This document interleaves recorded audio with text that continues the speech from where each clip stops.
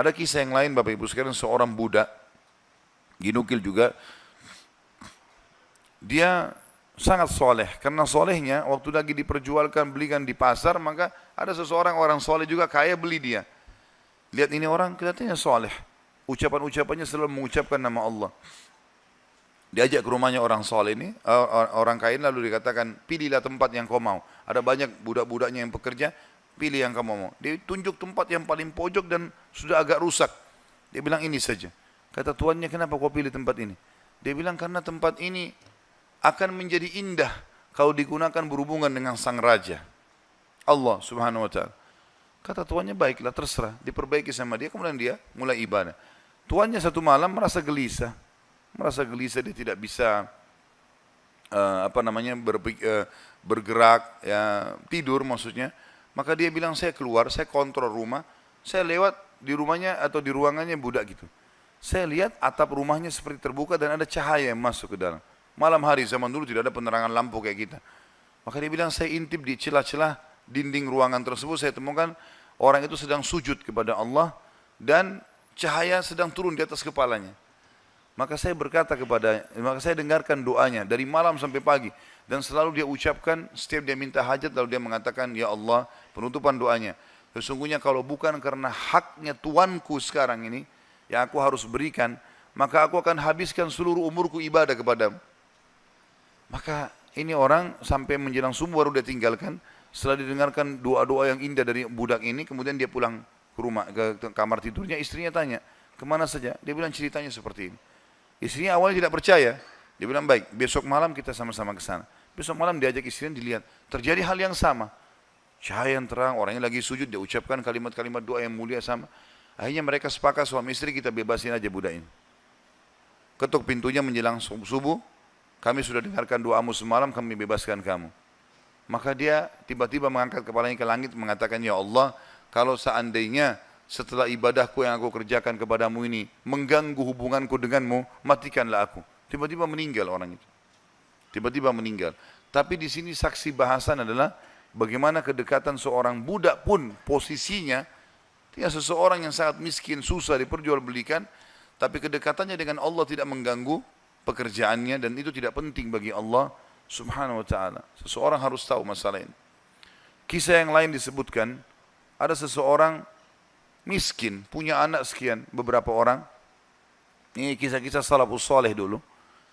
Dia pas mau makan sama istri sama anak-anaknya, ada 4-5 orang anak, mau makan sama-sama, dan cuma ada sedikit makanan, tiba-tiba ada yang ketuk pintu, orang miskin. Dia bilang begitu, mau dihidangkan makanan, mau makan, ada yang ketuk pintu. Saya suruh istri saya buka, dibuka pintu, ternyata ada orang miskin yang minta. Mereka miskin, ada orang miskin lagi minta. Kami sudah sekian hari nggak makan, berikanlah makanan. Istrinya tanya dia, kasih makanan. Dikasih makanan semuanya, karena kalau dibagi dua juga nggak cukup. Orang itu juga punya anak banyak. Dia sama istrinya orang mukmin. Berjalan waktu beberapa saat setelahnya, kalau kita mungkin berapa jam, kelaparan semuanya. Anak-anak lapar, dia lapar, istrinya lapar. Tengah malam nih. Ya, kalau kita sekarang di awal malam, jam 12 malam gitu.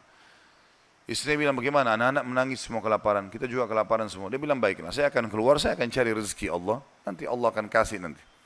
Dia bilang, orang ini cerita, dia bilang, saya keluar dari rumah, saya pergi ke masjid dekat rumah. Kemudian saya sholat malam. Sambil berdoa kepada Allah. Dan kalimatnya, saking manjanya sama Allah mengatakan, ya Allah, sesungguhnya engkau tahu, kalau saya dan istri saya dan anak-anak saya kelaparan malam ini. Jadi bahasanya semua dirincikan, minta kepada Allah pada hal-hal yang kecil pun, minta makanan kepada Allah. Saya malam ini lapar ya Allah, berikanlah makanan. Gitu kan? Dikatakan dalam kisah ini, ada seorang amir bisa kita katakan raja atau gubernur wilayah itu, sudah seminggu gelisah, mau bertobat kepada Allah. Sudah seminggu gelisah mau bertobat kepada Allah. Maka dia pun gelisah. Amir ini malam itu dia nggak bisa tidur. Dia keluar, dia ambil makanan terbaiknya, harta terbaiknya dari emas berkantong-kantong dibawa sama dia. Dia bilang, ya Allah, sebagai bentuk taubatku kepadamu, maka aku akan membagikan ini kepada orang yang membutuhkannya malam ini. Dan aku tidak akan memegang tali kekangan kuda ini, aku akan biarkan dia menuju ke arah yang manapun kau pandu. Maka kudanya pun jalan, hanya masuk ke dalam masjid yang ada orang susah tadi. Ini kisah nyata. Pada saat masuk dia bilang, Amir ini bilang, saya tidak tahu kenapa kuda saya ke sini, tapi ini rumahnya Allah. pasti ada sesuatu. Dia bilang saya turun dari kuda, saya masuk, saya temukan orang itu lagi berdoa. Dan doanya minta makanan. Maka saya pun berkata kepada orang tersebut setelah dia salam, saya sudah dengarkan doamu, dan saya salah satu hamba Allah, dia bilang, dan saya pemimpin amir ya, wilayah ini, saya niat taubat dan saya ingin memberikan ini, maka saya berikan kepadamu. Ambillah harta ini, uang ini cukup untuk dia menjadi orang kaya karena banyak sekali, dan makanan juga sudah cukup. Dan dia bilang, amir ini bilang, pemimpin ini bilang, kalau seandainya kau butuh apa-apa datang ke istana saya saja. Jawaban orang itu di depan raja tadi, pemimpin wilayah ini, dia bilang, kalaupun saya butuh, saya tidak akan datang kepada anda, tapi saya akan datang kepada Tuhan anda dan Tuhan saya, Allah yang telah membuat anda datang malam ini membawakan makanan. Coba kita bayangkan kalau kita di posisi orang ini, teman-teman sekalian. Kalau misalnya kita lagi punya hajat, kemudian ada satu orang yang kaya datang kepada kita. Kemudian dia menawarkan kepada kita solusi, misalnya kita terlilit utang, atau misalnya kita mau bayar rumah sakit, atau apa saja. Lalu datang orang mengatakan, baiklah saya akan bayarkan. Mungkin pikiran kita pendek sampai di situ. Kita akan mengatakan, baiklah. Apalagi dia bilang, pokoknya butuh apa saja datang ke saya. Ini nomor telepon saya. Saya yakin kita akan lupakan Allah itu. Kita akan ke orang itu.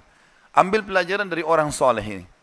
Di depan orang itu dia mengatakan, saya tidak akan datang kepada anda, tapi saya akan datang kepada Allah, Tuhan anda dan Tuhan saya yang telah membuat anda datang membawa makanan malam ini. Jadi justru kalau sudah dapat solusi, jangan malah jauh dari Allah ini. Malah harusnya jadi lebih dekat kepada Allah SWT.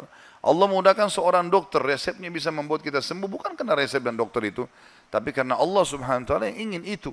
Gitu kan? Harusnya kita jadikan sebagai momen untuk lebih dekat lagi kepada Allah. Dan kita mengatakan, ya Allah, sebagaimana engkau mudahkan dokter ini menjadi penyebab aku sembuh, maka mudahkanlah setiap kali aku mengalami sakit misalnya, maka kesembuhan datang dari sisimu, bukan lagi dari dokter atau dari obat itu.